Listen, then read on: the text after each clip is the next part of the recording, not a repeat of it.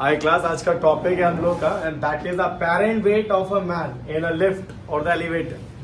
Class जब हम लोग लिफ्ट में होते हैं या किसी एलिवेटर पे होते हैं तो हमें अपना जो वेट होता है वो कभी ज़्यादा कभी कम इस तरीके से वहाँ पे फील होता है। तो क्या सिचुएशंस होती है, किस कंडीशन में हमें ज़्यादा वेट महसूस होता है, किस में कम वेट महसूस होता है, ऐसा क्यों होता है वो हम डिस्कस करेंगे क्लास। तो ध्यान से सुनना आप लोग।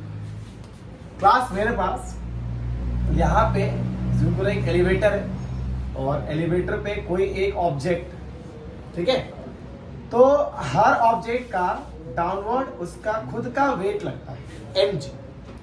अब जब इसका वेट नीचे लगेगा, न्यूटन का सेकंड थर्ड लॉ में पढ़ा है, for every action there is equal and opposite reaction. तो ये ऑब्जेक्ट जब अपना वेट इस एलिवेटर पे लगाएगा तो एलिवेटर भी अपना एक नॉर्मल रिएक्शन, जिसको कई बुक्स में n तो किसी में r फॉर्म में लिखा जाता है, आप किसी को भी ले सकते हो, जैसे आप चाहो तो यहाँ r ले लो, ठीक है। तो ये mg क्या है, जो ये ऑब्जेक्ट इस एलिवेटर पे फोर्स लगा रहा है, और ये r क्या है, जो ये एलिवेटर इस ऑब्जेक्ट पे लगा रहा है, ठीक है। तो बच्चों ध्यान सुनना, हम लोगों को जो वेट महसूस होता है एलिवेटर पे वो अपना वेट महसूस नहीं होता है, हम लोगों को ये r महसूस होता है। जो r का वैल्यू होगा वो हमें महसूस होता है। जब आप एलिवेटर में होते हो ना तो आपका अपना वेट महसूस नहीं होता है, जो आपके ऊपर फोर्स लग रहा है वो आपको महसूस होता है। और आपके ऊपर कौन सा फोर्स लग रहा है, r क्या है, रिएक्शन फोर्स जो आपके ऊपर लग रहा है, ठीक है।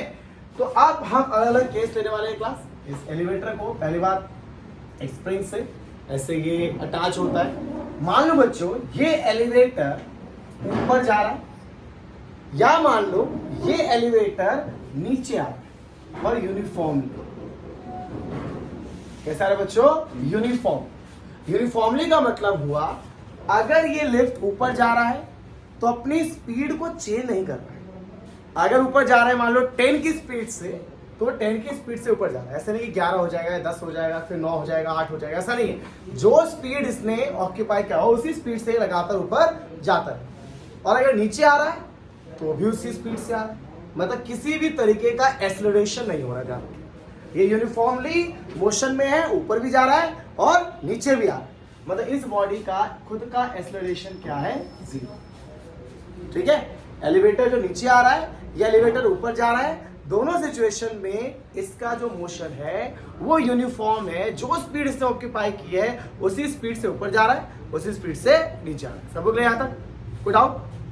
अब देखो तो बेटा एक चीज ध्यान दो, न्यूटन के सेकंड थोड़ा सा और यहाँ पे मैं ला रहा हूँ। अगर कोई ऑब्जेक्ट होता है बच्चों, इस पे आगे की तरफ 200 न्यूटन का फोर्स लग रहा है और बैक साइड पे मान लो बेटा 150 न्यूटन का फोर्स लग रहा है, ठीक है। तो हमें पता है कि ये जो बॉडी है ना वो आगे जाएगा। क्यों जाएगा? क्योंकि आगे का फोर्स पीछे से क्या है, ज्यादा है। तो ये बॉडी कहाँ जाएगा, आगे जाएगा। आप बता सकते हो आगे कितने फोर्स से जाएगा, 200 - 1, मतलब 50 न्यूटन के फोर्स से ये आगे जाएगा। Is that clear? हमारा फोर्स भले बेटा 200 लग रहा है लेकिन 150 वो कैंसिल भी तो हो रहा है ना, तो नेट फोर्स कितना हुआ, 50 न्यूटन। अब एक बात बताओ, यहाँ नीचे का फोर्स कितना है, mg, ऊपर का फोर्स क्या है, r। क्या बॉडी का एक्सेलरेशन हो रहा है, नहीं हो रहा है। जैसे यहाँ पे था, आगे की तरफ कितना फोर्स लग रहा था, 200, बैक साइड 150, तो नेट फोर्स कितना आया, 50। तो नेट फोर्स इक्वल टू क्या होता है, नेट फोर्स होता है आपका मास इनटू एक्सेलरेशन, क्योंकि यहाँ नेट फोर्स लग रहा है तो एक्सेलरेशन आप निकाल लेते हैं। तो ध्यान सुनना बच्चों, ये मान लो हम कोई भी केस लेते हैं, अगर आपका बॉडी ऊपर जा रहा है या नीचे जा रहा है, किसी को भी ले लो, मान लो ऊपर जा रहा है, ठीक है, ऊपर जा रहा है यूनिफॉर्मली, मतलब स्पीड को चेंज नहीं कर रहा है, तो एक्सेलरेशन भी नहीं हो रहा है। अगर एक्सेलरेशन नहीं हो रहा है, सोचो, दिमाग लगाओ बच्चों, अगर एक्सेलरेशन नहीं हो रहा है मतलब नेट फोर्स क्या होगा, अगर उसके पास एक्सेलरेशन नहीं हो रहा है मतलब नेट फोर्स क्या होगा, 0। मतलब जितना फोर्स ऊपर लग रहा है उतना ही नीचे लग रहा है, मतलब यहाँ पे R इक्वल्स टू क्या होगा, आदमी को उतना ही वेट महसूस होगा जितना उसका एक्चुअली में है, जो उसका खुद का वेट है वही महसूस होगा। ऐसा क्यों होगा, क्योंकि जितनी स्पीड से ऊपर जा रहा है उतनी स्पीड से नीचे भी आ रहा है, कोई एक्सेलरेशन नहीं हो रहा। जब कोई एक्सेलरेशन ही नहीं होगा तो उस पर नेट फोर्स क्या होगा, 0।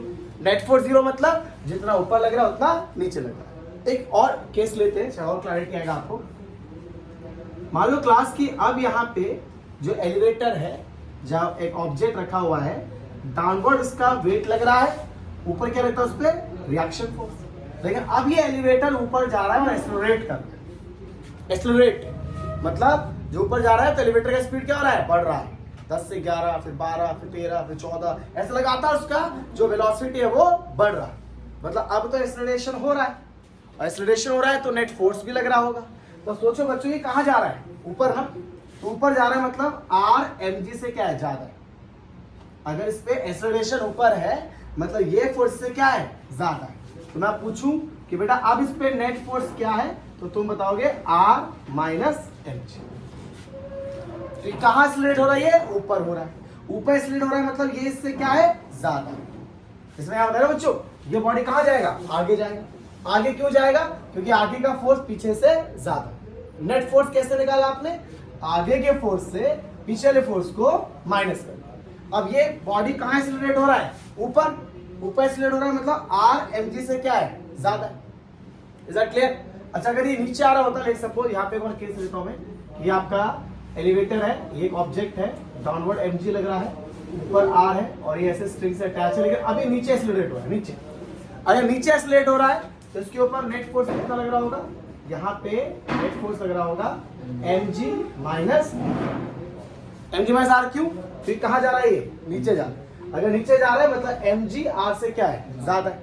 ये कहाँ जा रहा था, ऊपर, मतलब r mg से ज्यादा। Got it? Is that clear? तो बेटा यहाँ पे नेट फोर्स आया r माइनस mg, और नेट फोर्स किसकी ओर होता है, मास इनटू एक्सेलरेशन। इस मास को यहाँ ले आओ, ma plus mg equals to r। तो देखो बेटा हम लोग को क्या फील होता है, मैं बताया था, हम लोग को mg फील नहीं होता है, हम लोग क्या फील होता है, r। तो r mg के इक्वल है, उसमें कुछ ऐड हुआ है।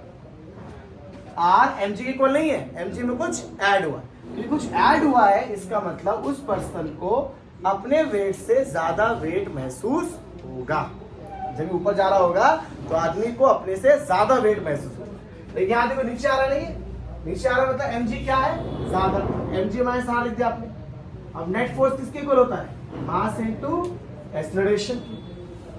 r को यहाँ ले आओ, m को वहां ले जाओ, तो आदमी को जो महसूस होगा वो mg होगा, उससे कम होगा, उससे कम।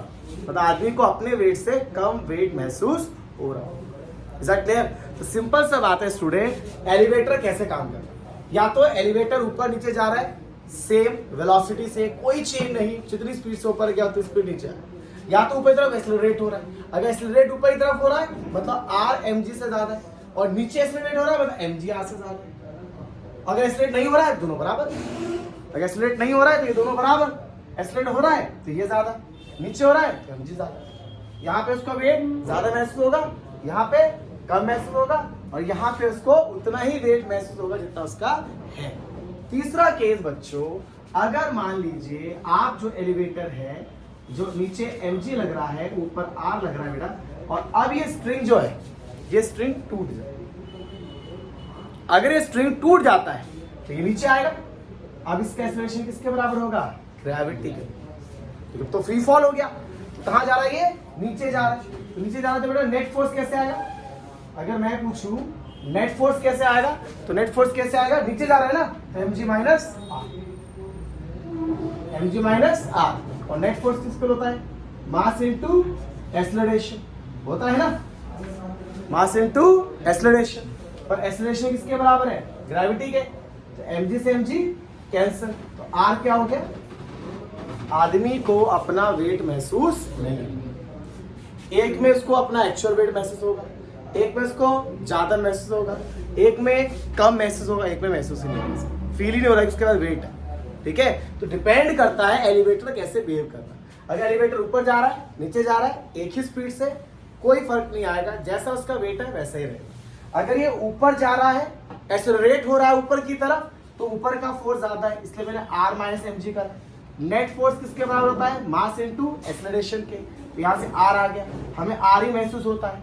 अब r में mg नहीं है, mg के साथ भी कुछ है, इसलिए हमें ज्यादा वेट महसूस हो रहा है। पर यहाँ पे r के साथ क्या है, mg में से माइनस हुआ है, इसलिए कम वेट महसूस हो रहा है। Is that clear?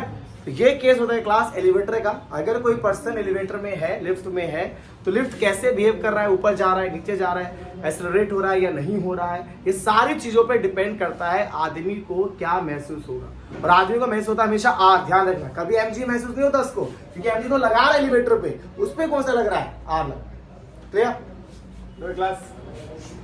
और डिस्कस कर रहे हैं student concept of breaking stress.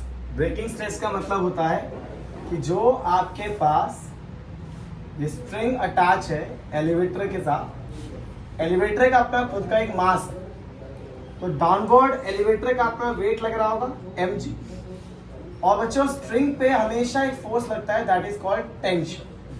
हमेशा जहां भी स्ट्रिंग होगा वहां टेंशन फोर्स लगेगा। मुझे जानना है यार कि जो रोप लगा हुआ है ना, जो रस्सी यहाँ पे लगी हुई है, ऐसे बना देता हूँ, ठीक है, जो रस्सी यहाँ बनी हुई है वो मैक्सिमम कितना फोर्स झेल सकती है। और मान लो पूरा एलिवेटर है और ये एलिवेटर ऊपर जा रहा है एक्सेलरेशन से, और मुझे पता करना है कि क्या इसका रोप का डायमीटर होना चाहिए ताकि ये बचा रहे, स्ट्रिंग ना टूटे।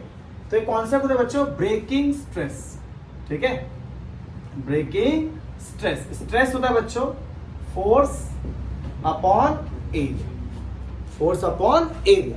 वो एग्जाम में शायद आपको ब्रेकिंग स्ट्रेस दे देगा या पूछ लेगा तो फोर्स दे देगा आपको, पर तीन में कोई वैल्यू गिवन होगा। तो ब्रेकिंग स्ट्रेस इक्वल्स टू होता है फोर्स अपॉन एरिया। तो बेटा एक बात बताओ, ये लिफ्ट कहाँ जा रहा है, ऊपर जा रहा है, तो टेंशन ज्यादा कि mg ज्यादा? टेंशन, ऊपर जा रहा है, ये बताया था, जो चीज जिधर एक्सेलरेशन हो रहा होता है उधर का फोर्स क्या होता है, ज्यादा। यहाँ इक्वेशन क्या बनेगा, t minus mg, net force बराबर मास इनटू एक्सेलरेशन, और यह मास एलिवेटर का बच्चों ध्यान रखिएगा। तो टेंशन आ जाएगा mg प्लस ma, मतलब इतना टेंशन इस स्ट्रिंग पे लग रहा होगा। टेंशन बने मतलब इतना फोर्स, इस जो स्ट्रिंग आपने यहाँ पे अटैच किया हुआ है उस पे इतना फोर्स लग रहा होगा बच्चों। अब जब इतना फोर्स लग रहा होगा, जब हम ब्रेकिंग स्ट्रेस हम लोगों को गिवन होगा, तो ब्रेकिंग स्ट्रेस बराबर फोर्स कितना है, टेंशन, और एरिया क्या होगा इसका, pi r square, r the radius of this rope. तो अगर आप इसको यहां ले आओ, pi r square is equal to tension, that tension is equal to what, mg plus ma upon में ब्रेकिंग स्ट्रेस, ठीक है। तो ये एक रिलेशन है जो बहुत काम आता है, बहुत ज्यादा एग्जाम में क्वेश्चन आता है। एलिवेटर का मास दे देता है, रेडियस पूछ लेगा, ब्रेकिंग स्ट्रेस दे देगा, या ब्रेकिंग स्ट्रेस दे देगा, रेडियस पूछ लेगा, बोलेगा भाई कि मेरे को इतना स्ट्रेस इस एलिवेटर का इस पे लग सकता है, तो बताओ जो मैं रस्सी यूज करूंगा उसका रेडियस क्या होना चाहिए। तो आप आसानी से यहाँ से निकाल सकते हो, ठीक है। तो इस पे बेस्ड अब कुछ न्यूमेरिकल्स है जो मैं आपसे डिस्कस करूंगा, ठीक है। जो क्लास ये क्वेश्चन है जो उस ब्रेकिंग स्ट्रेस पे बेस्ड है, इसको ट्राई करते हैं हम लोग। एक लिफ्ट है जिसका मास 2000 kg, एक लिफ्ट है जिसका मास 2000 kg है, इसको एक रोप से, रस्सी से सपोर्ट दिया जा रहा है। मैक्सिमम अपवर्ड एक्सेलरेशन, मतलब ऊपर जाएगा ये लिफ्ट 1.2 मीटर पर सेकेंड स्क्वायर की एक्सेलरेशन से, और ब्रेकिंग स्ट्रेस इस रोप का इतना है। तो पूछ रहा है क्या डायमीटर होगा रोप का। भाई आपको ब्रेकिंग स्ट्रेस दे रखा है, तो अभी हमने देखा था कि जो ब्रेकिंग स्ट्रेस आपका होता है वो इक्वल्स टू होता है फोर्स अपॉन एरिया। तो ब्रेकिंग स्ट्रेस हमें दे रखा है 2.8 10 की पावर है, फोर्स हमने लिखा था भाई mg प्लस ma, अभी लिखा था हमने, ठीक है, कि ऊपर जा रहा है ये, तो mg प्लस ma, नीचे आ रहा होता तो mg माइनस ma, ठीक है। तो 2.8 10 का पावर 8, m कॉमन ले लो, g प्लस a, एरिया क्या होता है स्टूडेंट्स, पाई आर स्क्वायर। सभी वैल्यू गिवन है आपको, देखो ब्रेकिंग स्ट्रेस है आपके पास, मास पता ही आपको 2000 kg, 2 × 10 की पावर 3, ग्रेविटी 10 ले लो कैलकुलेशन इसी के लिए, एक्सेलरेशन कितना है 1.2, पाई पता होता है 3.14, यहां से आप क्या निकाल लोगे, आर निकाल, ठीक है। तो यहां से आप रेडियस निकाल सकते हो क्लास, और इस तरह क्वेश्चन आता है। इतना ध्यान रखना, ये एलिवेटर ऊपर जा रहा है इसलिए mg प्लस ma है, अगर एलिवेटर नीचे आता तो mg माइनस ma होता, ठीक है। तो मेरे ख्याल से सबको क्लियर होगा, ठीक है।